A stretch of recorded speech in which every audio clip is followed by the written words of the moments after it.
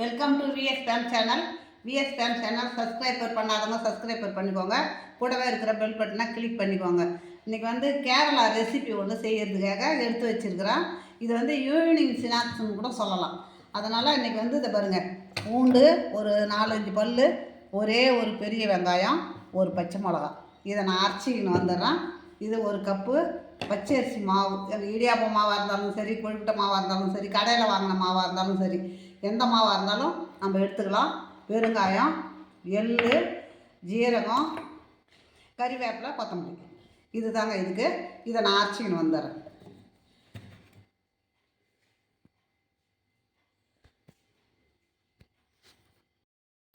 இப்போது அடுப்பு ஆன் பண்ணியாச்சு.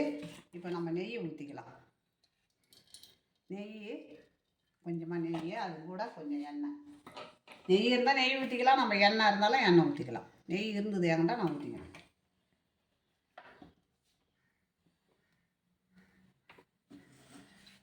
இப்போ ஊற்றி வச்சு, இப்போ இந்த கப்பால் ஒரு கப்பு மாவுக்கு 1.5 கப்பு தண்ணி ஊற்றுறேன்.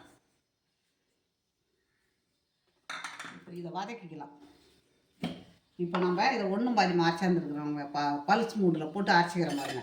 இதை நம்ம முதல்ல வதக்கிக்கணும். கலர் மாறாத வதக்கணும்.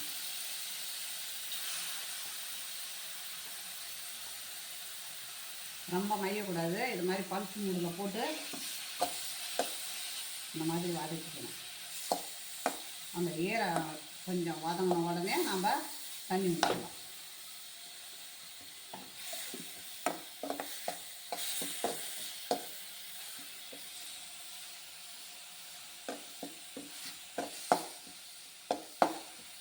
கலர் மாறாத இருக்கணுங்க.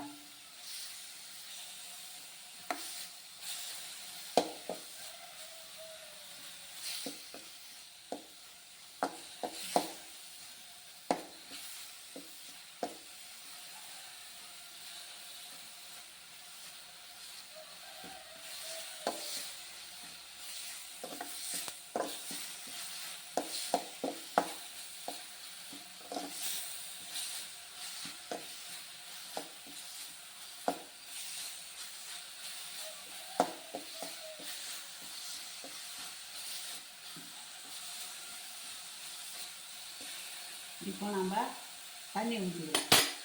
ஒரு கப்பு மாவுக்கு 1.5 கப்பு தண்ணி.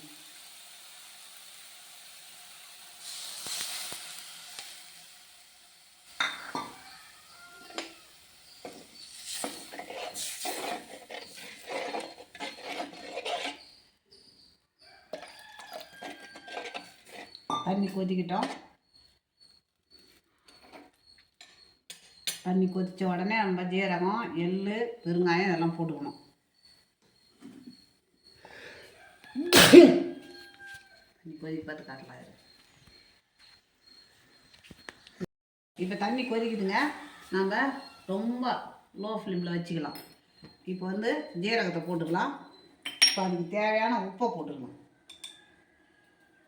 உப்பு, இப்போ பெருங்காயம், எள், இப்போ மல்லி, கறிவேப்பிலை எல்லாத்தையும் போட்டாச்சு. இப்போ நம்ம மாவை கொட்டி கொஞ்சம் கொஞ்சமாக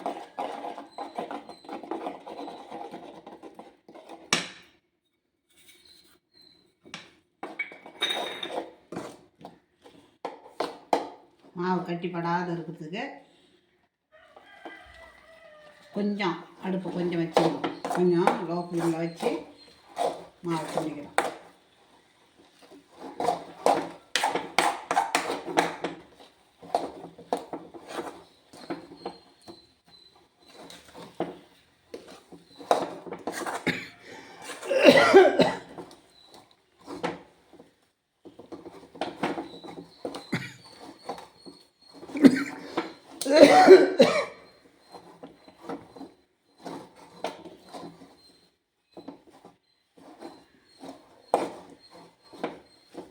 இப்போ நம்ம வேறு தட்டில் மாற்றிக்கலாம்.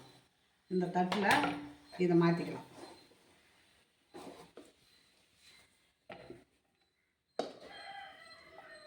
அவ்வளோதான். இது நல்லா ஆறணுங்க.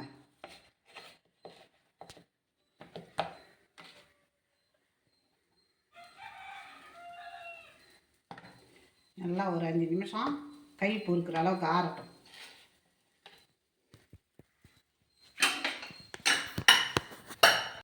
இப்போ இதை 3 பாகமாக பிரிச்சுட்டேன் பாருங்கள், இந்த மாவை பிசைஞ்சு. இப்போ இதை வந்து நம்ம இதில் எண்ணெய் தடவிட்டு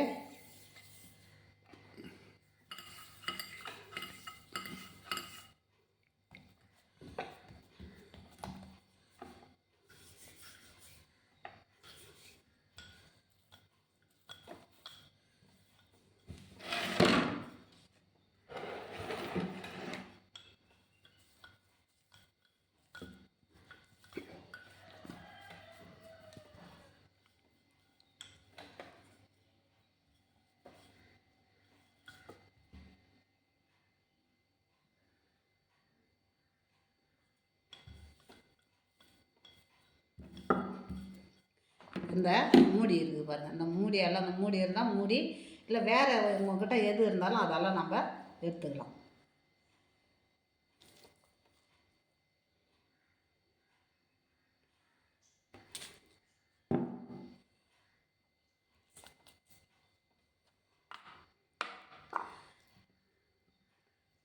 இப்போது இந்த கணத்தில் தான் வரும்.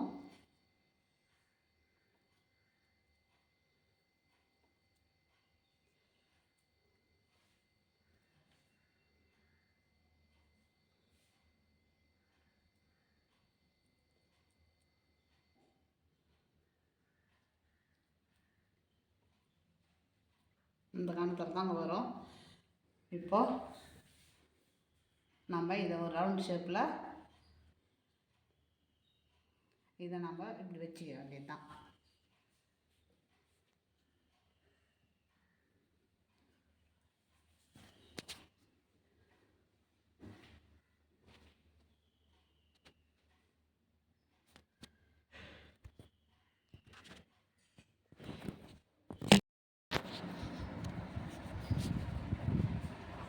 இப்போது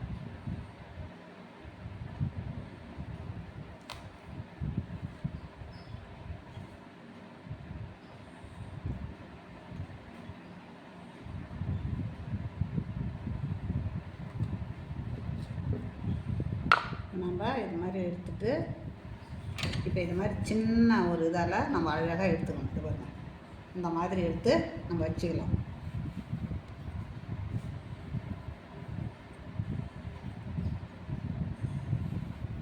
இந்த மாதிரி எடுத்து வச்சுக்கலாம். இந்த கணத்தில் தான் இருக்கணும். நான் எல்லாத்தையும் முடிச்சுட்டு காமிக்கிறேன்.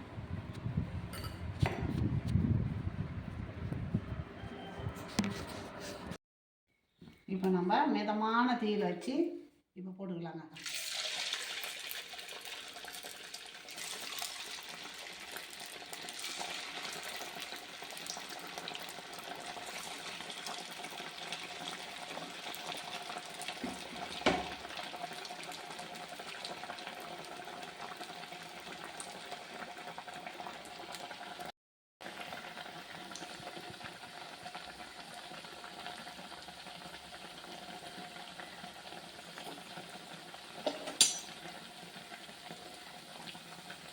அதுவாக வெந்து மேலே வந்துடுங்க.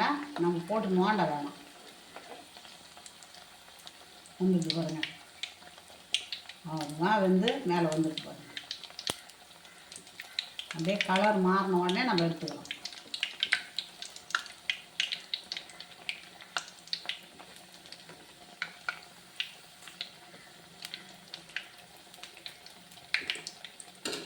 டிஷ் பேப்பர் போட்டு வச்சுருக்கேன், இதில் எடுத்து போட்டுக்கலாம்.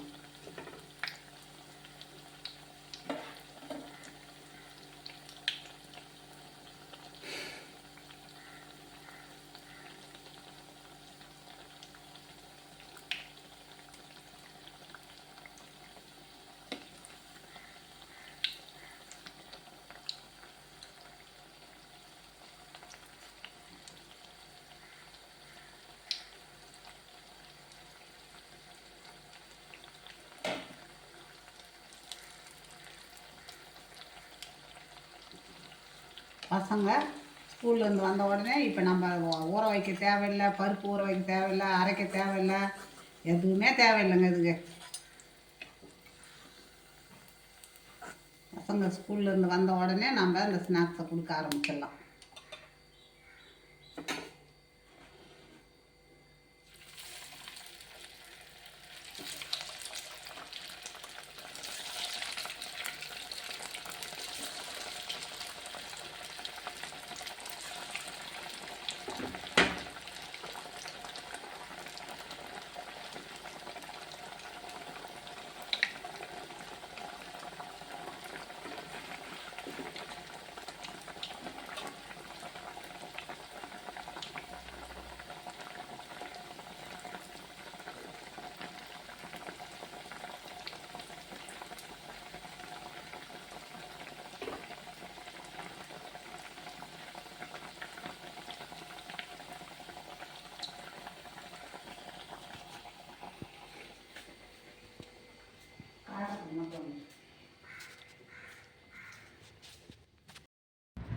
கேரளா ரெசிபி ரெடி ஆகிடுச்சு பாருங்கள். இப்போ இது ஈவினிங் ஸ்நாக்ஸு பசங்களுக்கு நம்ம அப்படி வச்சுக்கலாம், இல்லை டிஃபனாக கூட வச்சுக்கலாம். நல்லா சூப்பராக இருக்குது பாருங்கள். இந்த மாதிரி இதுக்கு தொட்டுக்கிட்டு எதுவுமே வேணாங்க, சைடிஷ் எதுவும் வேணாம், சட்னி கிட்னி எதுவும் வேணாம். பசங்க வந்த உடனே எனக்கு பத்தலான்னு கேட்டு வாங்கி சாப்பிடுவாங்க. இது பிடிச்சிருந்ததுன்னா எனக்கு லைக் பண்ணுங்கள், கமெண்ட் பண்ணுங்கள், சப்ஸ்கிரைப் பண்ணுங்கள்.